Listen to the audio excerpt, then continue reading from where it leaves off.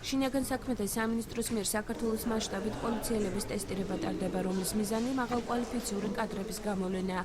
ის პოლიციელები კი, რომლებიც ტესტირებაში საჭირო შედეგს ვერ აჩვენებენ, გადამზადების კურსებს გაივლიან. ტესტირება ბათუმისა და ქობულეთში დასაქმებულ 120-მდე პოლიციელს დღეს ბათუმის საზღვაო აკადემიის შენობაში ჩაუტარდა. საგამოცდო პროცესს აჭარის შინაგან საქმეთა სამინისტროს მთავარი სამმართველოს უფროსი ვალერია მთელიაც დაესწრო. სამართალდამცველებს 2 საათისა და 30 წუთის განმავლობაში პასუხი 100 პროფესიულ კითხვაზე უნდა გაეცათ.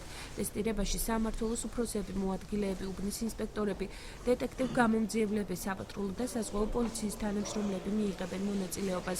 ხვალ აღნიშნული ტესტირება ხელვაჩაურსა და შუახევში ჩატარდება. აჭარის მასშტაბით აღნიშნულ ტესტირებაში მონაწილეობას იღებს 730 პოლიციელი.